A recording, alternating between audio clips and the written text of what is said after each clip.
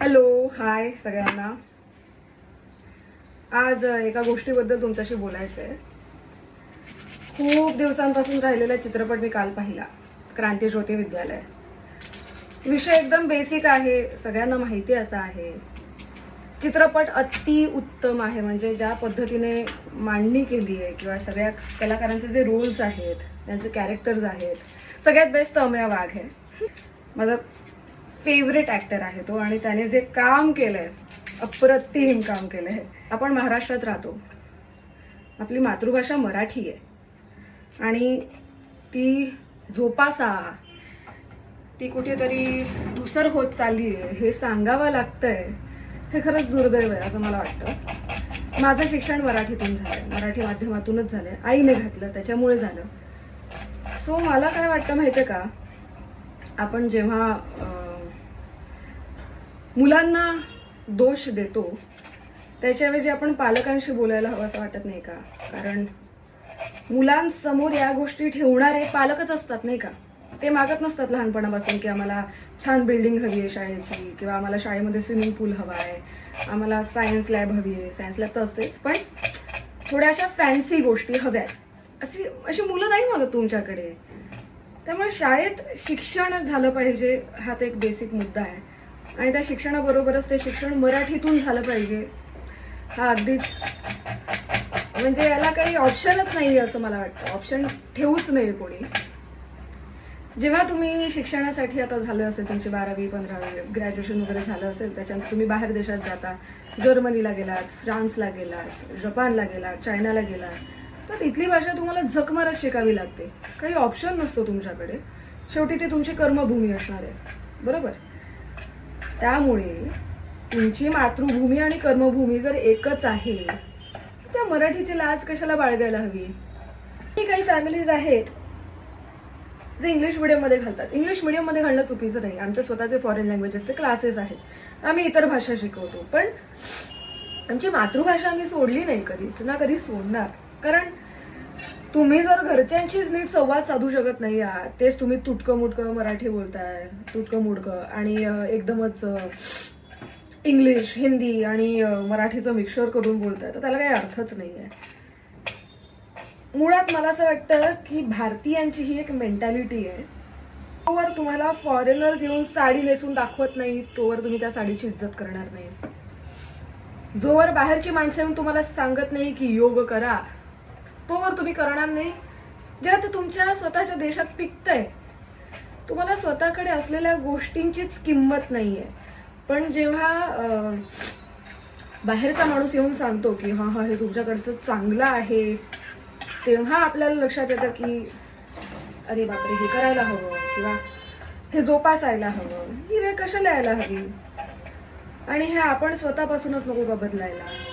म्हणजे मराठी भाषा तर झालीच, इतरही गोष्टी आहेत यामागे. आपल्या गोष्टी जगासमोर ठेवणं, आपल्या म्हणते मी, आपल्याकडे ओरिजिन झालेल्या, आपल्याकडे उदयास आलेल्या आपल्याकडच्या गोष्टी बाहेर येऊन कशाला सांगतात आपल्याला की तुम्ही हे करा ते करा, आणि ते पण ते त्यांचं म्हणून सांगतात. हे अजूनच आयरनी म्हणावी लागेल. सो असं नाही झालं पाहिजे. आपण आपल्या गोष्टींची किंमत ठेवायला हवी. आपणच आपल्या गोष्टींची किंमत नाही केली तर समोरचा काय करणार आहे, नाही का? आणि नुसतं मराठी मराठी म्हणत नाहीये, तुमची जी मातृभाषा आहे ती तुम्ही जपायला हवी. हिंदी असेल, सिंधी असेल, गुजराती असेल, कुठलीही भाषा. घरचेच खूप लिनियंटली घेतात काही गोष्टी, तर नाही घेतलं पाहिजे. घरच्यांनीच थोडा फोर्स करायला हवा. कारण जसं मी सुरुवातीला म्हटलं की लहान मुलं मागत नाहीत, आम्हाला या गोष्टी हव्यात, या सुविधा हव्यात. तुम्ही जे प्रोव्हाइड कराल ते त्यांना वाटतं तेच आहे बरोबर. तुम्ही ही गोष्ट मला दिली, माझ्यासाठी इतकीच बरोबर आहे असं त्यांना वाटतं. आणि हे तर बेसिक गोष्ट सगळ्यांनाच माहिती हवी की लहान मुलं तुमचं ऐकत नाहीत, ते तुम्हाला कॉपी करतात. तुम्ही जे वागाल, जे बोलाल, त्यांच्या तोंडून निघतं ते त्यांच्या डोक्यात बसतं. त्याच्यामुळे भाषाही अशीच संवर्धन होणार आहे ना तिचं.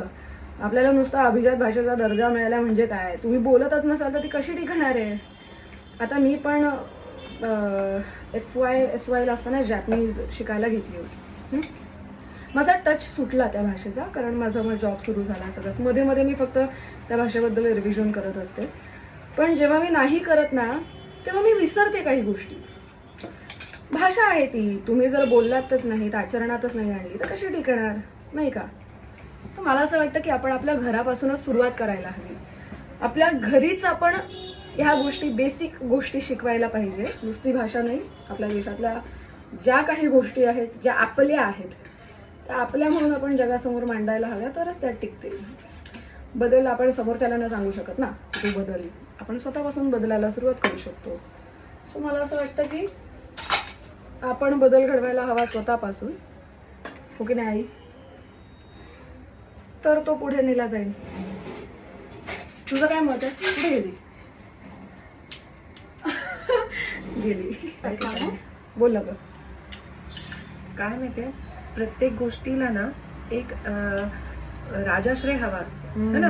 म्हणजे काय माहितीये का, असा एक नियम करायला हवा की जे कोणी पॉलिटिशियन्स आहेत बघा, आपल्या ज्या ठिकाणी आपण राहतो त्या ठिकाणी जे पॉलिटिशियन्स असतील ना, त्यांनी, मग ते महाराष्ट्रातले असेल तर त्यांनी मराठी भाषेमध्ये आपल्या मुलांना घातलं पाहिजे. नाहीतर त्यांना निवडणूक लढायलाच त्यांना देता कामा नये. जर तुम्ही तुमच्या मुलांना परदेशी पाठवणार, त्यांना मराठी नाही शिकवणार आणि तुम्ही दुसऱ्याला उपदेश करणार, असं नाही चालणार. त्यामुळे जर ह्या लोकांनी घातल्या तर शाळेच्या स्थिती सुधारतील. कोणाची हिंमत आहे का मग? चित्रपटात बरोबर सांगितलंय ना, ते धंदा झालाय.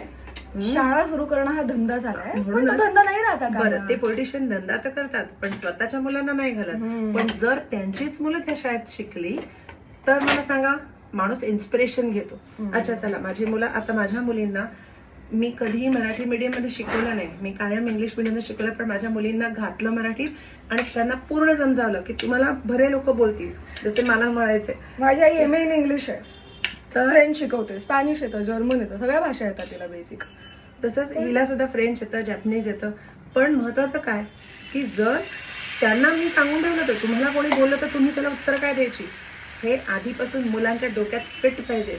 आणि तशा माझ्या मुली बहादूर आहेत, त्याच्यामुळे आणि आणखी एक मुद्दा की आई आपण बाहेर जातो, वेंडर्स कडे जातो, त्यांच्याशिवाय आपण कशाला हिंदीमध्ये भैया बिया करायला जातो. रिक्षावाल्या ते आलेत ना, त्यांची कर्मभूमी आहे, आपली जन्मभूमी कर्मभूमी आहेच. आपण मराठीतूनच बोलायचं. पैसा असतो ना, ते सगळं शिकायला भाग पाडतो. खरंय, बरोबर आहे की नाही? सो आपण काय करायचं, आपल्याला अभिमान वाटला पाहिजे.